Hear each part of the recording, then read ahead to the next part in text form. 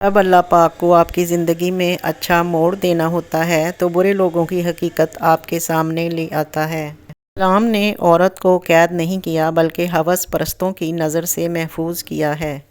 نماز ہر اس انسان کے لیے تحفہ ہے جو اللہ سے محبت کرتا ہے۔ خدا صلی اللہ علیہ وآلہ وسلم نے فرمایا، مومن اتنا نرم مزاج ہوتا ہے کہ لوگ اس کو بے وقوف سمجھتے ہیں۔ حسن بصری، جسے خدا ذلیل کرنا چاہتا ہے وہ دولت کی تلاش میں لگ جاتا ہے۔ اللہ تعالیٰ کی دی گئی ڈھیل کو اپنی چالاکیاں مت سمجھو، وہ جب رسی کھینچتا ہے تو انسان منہ کے بل گرتا ہے۔ کسی نے پوچھا غرور کیا ہے؟ جواب ملا، خاک سے بنے انسان کا اپنی اوقات بھول جانا۔ وسیلے اللہ بناتا ہے، کوئی انسان کسی کے لیے وسیلہ نہیں بنتا۔ اللہ تعالیٰ کسی کو وسیلہ بنا دیتا ہے، ورنہ انسان کسی کو کچھ نہیں دے سکتا۔ تعالیٰ قرآن مجید میں ارشاد فرماتا ہے کہ جو کچھ تمہارے پاس دنیا میں ہے وہ ایک دن ختم ہو جائے گا، اور جو عمل تم اللہ تعالیٰ کے پاس بھیج دو گے وہ ہمیشہ باقی رہیں گے۔ سسکی سے شروع ہو کر ہچکی پر ختم ہونے والا مختصر ترین سفر ہے۔ سمجھ کر زندگی گزارو، کیونکہ جو آج مٹی کے اوپر کرو گے کل مٹی کے نیچے اس کا حساب بھی دینا پڑے گا۔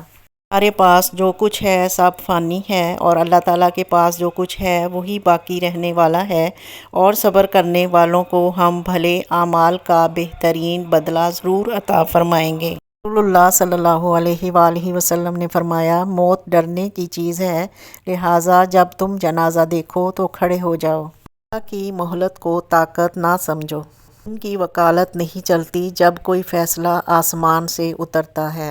موت ایک بے خبر ساتھی ہے۔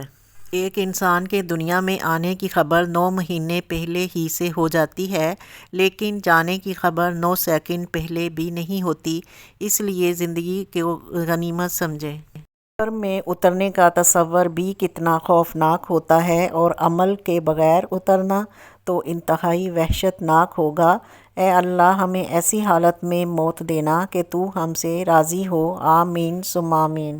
قبر میں ساتھ جانے والی سنت داڑھی وہ واحد سنت ہے جو قبر میں بھی آپ کے ساتھ جاتی ہے۔ صحابہ کرام رضوان اللہ علیہم کی بھی کیا مزے کی زندگی تھی، جب بھی پریشان ہوتے تو روح کائنات صلی اللہ علیہ وآلہ وسلم کا چہرہ دیکھنے مسجد نبوی کی طرف چل پڑتے۔ رسول اللہ صلی اللہ علیہ وآلہ وسلم نے ارشاد فرمایا، لوگوں کے عیب نہ ٹٹولو ورنہ اللہ تعالیٰ رسوا کر دے گا۔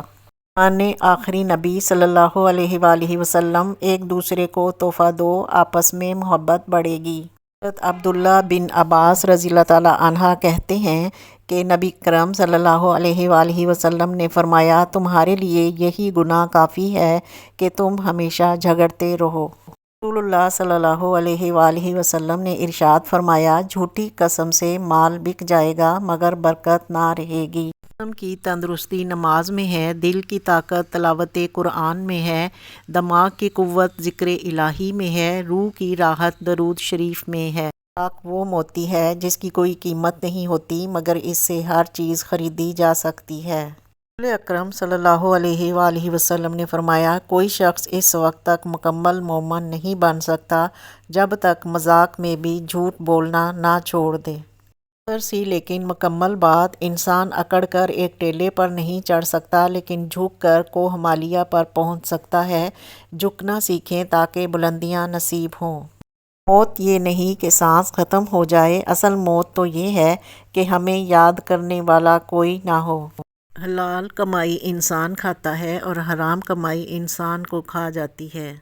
موت یہ نہیں کہ سانس ختم ہو جائے، اصل موت تو یہ ہے کہ ہمیں یاد کرنے والا کوئی نہ ہو۔ لوگوں کی باتیں پتھروں کی طرح ہوتی ہیں، ان کو پیٹھ پر لاد لو گے تو یہ پیٹھ ٹوٹ جائے گی، ان کو اپنے قدموں تلے ایک برج بنا لو تو ان پر چڑھ کے بلند ہوتے جاؤ۔ وضو سے شکل، قرآن سے عقل اور نماز سے نسل پاک ہوتی ہے۔ یہ انسان کی تعریف کے لیے اتنا ہی کافی ہے کہ یہ کسی کو تکلیف نہیں دیتا۔ اپنا مقابلہ کسی سے مت کرو، نہ ہی خود کو کمتر سمجھو، تم جیسے بھی ہو بہترین ہو۔ غصہ ایسی چیز ہے جو آنکھوں کو بند کر دیتا ہے اور منہ کو کھول دیتا ہے۔ زبان سے نہیں عمل سے ہوتی ہے۔ اگر عبادت نہیں کر سکتے تو گناہ بھی نہ کرو۔ ہم اپنی غلطی مانتا ہے، جہالت نہیں مانتی۔ رسول اللہ صلی اللہ علیہ وآلہ وسلم سے پوچھا گیا، سب سے افضل انسان کون ہے؟ آپ صلی اللہ علیہ وآلہ وسلم نے فرمایا، ہر وہ شخص جو دل کا صاف اور زبان کا سچا ہو۔ رسول اللہ صلی اللہ علیہ وآلہ وسلم نے ارشاد فرمایا، ہر نماز ان گناہوں کو مٹاتی ہے جو اس سے پہلے سرزد ہوئے ہوں۔ یہ مال دے دو اور ناپاک کو پاک سے نہ بدلو، اور ان کے مال اپنے مال کے ساتھ ملا کر نہ کھا جاؤ، یہ بڑا گناہ ہے۔ غصے کے وقت انسان کے اخلاق کا صحیح پتہ چلتا ہے۔ تعلق باقی نہ رہے مگر احترام باقی رہنا چاہیے، یہ انسان کے معیاری اور خاندانی ہونے کی دلیل اور کسوٹی ہے۔ دعا اپنے لیے مانگنا عبادت ہے اور دوسروں کے لیے مانگنا خدمت ہے۔ عبادت سے جنت ملتی ہے اور خدمت سے اللہ۔ عاجزی یہ ہے کہ انسان دوسروں کے اندر ایک برائی دیکھے تو اسے اپنی 10 یاد آ جائیں۔